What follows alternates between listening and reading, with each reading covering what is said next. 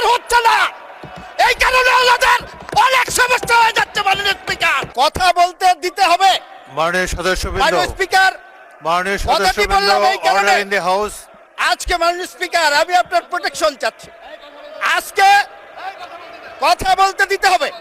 আমি একটি জিনিস খুঁজে পেয়েছি, অস্থিরতার কারণটি হলো 111-এর যে তত্ত্বাবধায়ক সরকার ছিল, সেই সরকারটি সবাই জানেন সেনা সমর্থিত তত্ত্বাবধায়ক সরকার বলা হতো।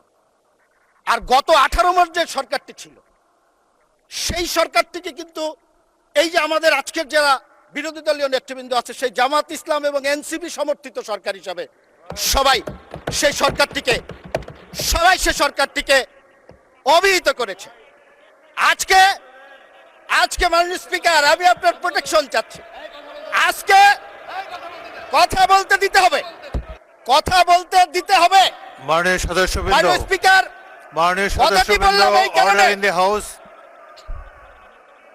মাননীয় কথাটি বললাম এই প্রতিমন্ত্রীকে কারণে ডিস্টার্ব করবেন না, যে বক্তব্য গত শুনুন। যে 18 মাস, মাননীয় স্পিকার, গত 18 মাস যে আরামে ছিলেন, সেই আরাম এখন আর হচ্ছে না। এই কারণে আমাদের অনেক সমস্যা হয়ে যাচ্ছে। মাননীয় স্পিকার, কারণ আমি প্রমাণ দিয়ে দেখাতে পারবো, বৈষম্য বিরোধী ছাত্র আন্দোলনের একজন নেতা, তার বক্তব্য আছে, সে একজনের সাথে গল্প করছে, বলছে যেইভাবে আমরা কাটিয়েছি, মন চেয়েছে প্রধান উপদেষ্টার বাসায় ঢুকে গিয়েছি, মন চেয়েছে তার বেডরুমে ঢুকে গিয়েছি, মন চেয়েছে সচিবের রুমে ঢুকে গিয়েছি। এখন তো আর সেই সুবিধা পাওয়া যাচ্ছে না। মাননীয় স্পিকার, সমস্যাটা মাননীয় স্পিকার এই জন্যই। আমি একটি কথা বলতে চাই আরেকটি বিষয়ে। জুলাই আন্দোলন নিয়ে কথা হয়েছে, এখানে আমি অন্ততপক্ষে 3 জন সংসদ সদস্য বক্তব্য দিয়েছেন, রেকর্ড আছে আপনার কাছে। একজন বলেছে 844 জন শহীদ হয়েছেন, একজন বলেছে 1000-এর উপরে শহীদ হয়েছেন, একজন বলেছেন 1400 শহীদ হয়েছে।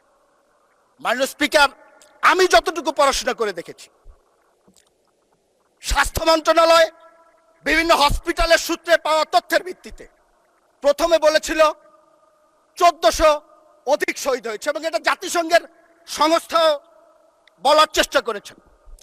পরবর্তীতে মুক্তিযোদ্ধা মন্ত্রণালয় একটি গেজেট প্রকাশ করেছেন, সেই গেজেটটিতে অতীতের গেজেট বাতিল করে 844 জনের একটি চূড়ান্ত তালিকা প্রকাশ করেছে। এখন সমস্যাটার জায়গা কোন জায়গাটায়, আমি একটি কথা আপনাদেরকে বলতে চাই, একটি উদ্ধৃতি দিয়েই বলতে চাই। আমার মাননীয় বিরোধী দলের নেতা, আমি ওনাকে খুবই পছন্দ করি,